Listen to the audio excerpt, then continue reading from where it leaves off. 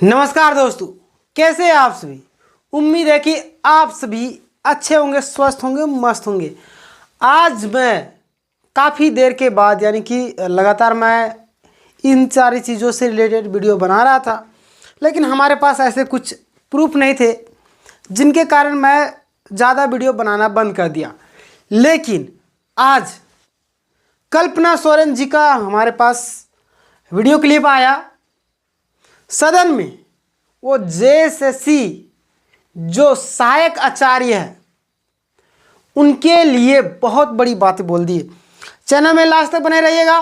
Channel में नए तो सब्सक्राइब करना ना भूलिए, क्योंकि यहाँ पे आपको फ्री कंटेंट सारे चीज़ फ्री दिया जा रहा है, आपसे 1 रुपया नहीं लिया जा रहा है। सबसे पहली बात कि आप यहाँ पे देख सकते हैं कल्पना सोरेन, चुनाव में इनका काफ़ी अहम योगदान रहा। चुनावी नतीजे जो भी रहे, लेकिन बहुत ही खतरनाक जो भी क्या रहे, सरकार तो इन्हीं की बनी।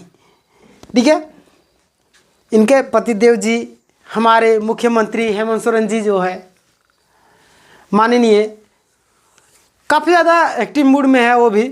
और कल्पना सोरेन जी काफ़ी ज़्यादा जिस तरीके से चुनाव में नज़र आए, लोगों का विश्वास जीत ली, और छात्र जितने भी छात्र छात्राएं उनके नज़र में एक उम्मीद है कि इनसे मिलेंगे तो ज़रूर कहीं ना कहीं हमारे अधिकार के लिए बातें ज़रूर करेंगे।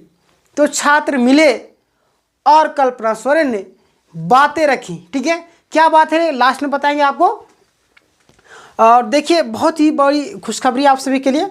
लेकिन चलिए, आप लोगों को ज़्यादा वेट नहीं कराऊंगा। सबसे पहली बात, आप सभी को मालूम होगा कि सीटेट का जो विद्यार्थी है उनको तो बाहर कर दिया गया है।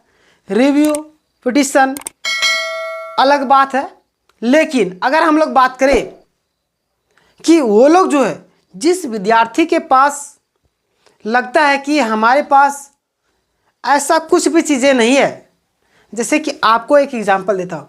आप सोने में गले यानी कि सोने में गले बोल रहा हूँ, गले में सोने का हार पहन के निकल रहे हैं रात को, आपको डर लगा रहेगा कहीं को मेरा जो चेन है कहीं कोई छीन के ना ले जाए। लेकिन जिसके गले में धागा रहेगा, धागा भी नहीं है, उसको डर ही नहीं क्या हमको गले में छीन के ले जाएगा। मोबाइल ही नहीं है, उनको लगेगा अरे हमारे पास कुछ है ही नहीं, रात के 12 बजे 2 बजे चल देगा। लेकिन जिनके पास एप्पल का फ़ोन है, एप्पल का छोड़िए, छोटा मोबाइल 10-12 हज़ार का मोबाइल फ़ोन है, रात को चलेगा, डर लगेगा कि कहीं कोई लोग छीन ना ले। यानी कि मैं एक चीज़ कहना चाह रहा हूँ कि जिसके पास कुछ भी चीज़ें नहीं खोने के लिए, जैसे कि सीटेट और सोने का चेन जो है जेटेट के पास है, एप्पल का फ़ोन जेटेट वालों के पास है, मोबाइल फ़ोन जेटेट वालों के पास है, उनके पास खोने के लिए बहुत सारी चीज़ें हैं और उनके पक्ष में फैसला भी आ गया है। तो आपको फूक फूक के कदम रखना पड़ेगा। सीटेट वाले हार नहीं मानेंगे, उनके पास कुछ है ही नहीं, उनको तो ऑलरेडी बाहर कर दिया। और जो इंसान बाहर में है, अब अंदर आने के लिए तो जो भी हरकत करना पड़े करेगा। ठीक है, तो चलिए सबसे पहले मैं कल्पना सोरेन जी क्या बोली है उसको मैं बताता हूँ।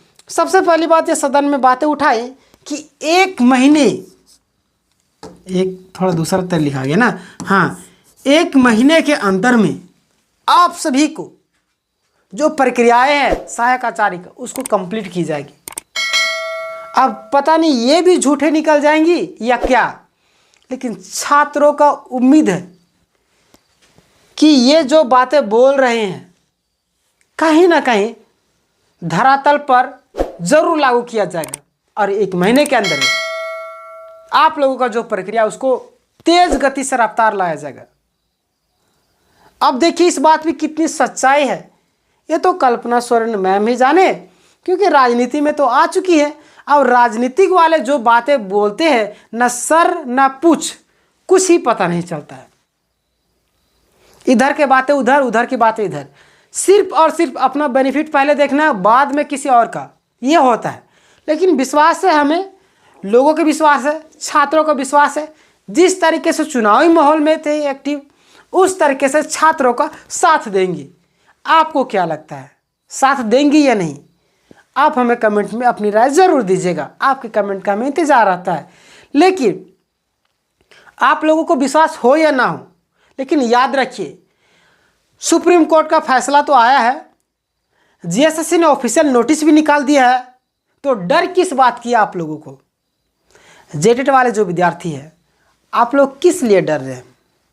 लेकिन यहाँ पे जेटेट के वे भी विद्यार्थी हैं जो बाद में जब रीओपन हुआ था साइट जिसमें सीटेट वालों को एंट्री दिया गया था, उस समय वो सीटेट के हिसाब से फॉर्म को फिलअप किए थे, क्योंकि वो सीटेट भी वो क्वालिफाई थे।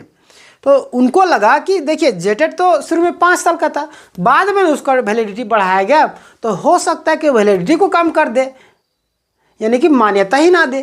तो हमारे पास जब डिग्री है सीटेट का, सीटेट वालों को मौका मिल गया है, तो क्यों ना हम सीटेट के हिसाब से फॉर्म फिलअप किए। तो उनका जो भविष्य है वो तो दाव में है, वो भी घायल शेर की तरह दहाड़ मारेंगे, कोर्ट जाएंगे और अपने हक के लिए अपनी बातें जरूर रखेंगे।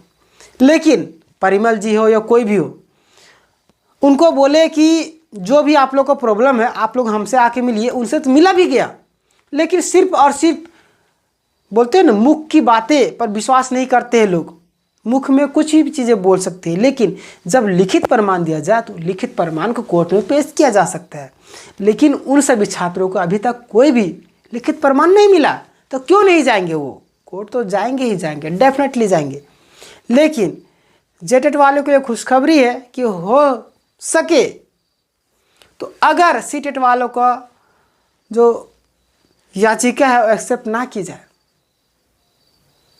तो आप लोग को ज्वाइनिंग होने से यानी कि रिजल्ट आने से कोई नहीं रोक सकता। लेकिन यहाँ पे अड़चनें आती है कि ये जो उर्दू की परीक्षाएं हैं और भी जो कुरमाली है और भी जो एग्ज़ाम हुए 3-4 जो पेपर रद्द हुए आउट ऑफ सिलेबस के कारण, तो क्या वे विद्यार्थी जो लोग उस समय थोड़ा कंपटीशन था, लेकिन अभी और सिर्फ लैंग्वेज पेपर को ही फोकस करेंगे तो हमसे ज़्यादा नंबर ला लेंगे, तो क्या हमारा सिलेक्शन होगा?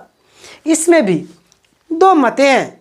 जैसे कि अगर वो मेहनत करेंगे, देखिए ये तो डेफिनेटली सी बात है कि सिर्फ और सिर्फ अभी एक विषय में फोकस करना है, उस समय तो सभी विषय में फोकस करना था।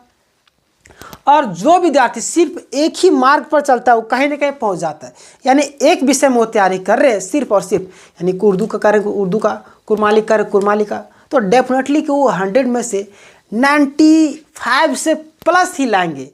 और आप लोगों का हो सकता है, मैं डरा नहीं रहा हूँ कि कम, अब जो भी होगा आप अपना समझ लीजिएगा। आप इतना तो समझदार है ही कि शिक्षक बनने वाला आप दूसरों को समझाइएगा, तो आप ही अगर हमारी बातों को नहीं समझ पा रहे हैं तो इसका मतलब आप दूसरों को समझा नहीं पाइएगा।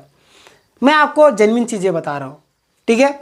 देखिए जो सच है उस चीज़ को आपको एक्सेप्ट तो करना ही पड़ेगा, क्योंकि उस समय कंपटीशन था, सभी विषयों को आप लोग को पढ़ना था, तो सभी में डिवाइड करके आप पढ़े तो कम पढ़े। लेकिन अभी सिर्फ एक विषय में पढ़ना है।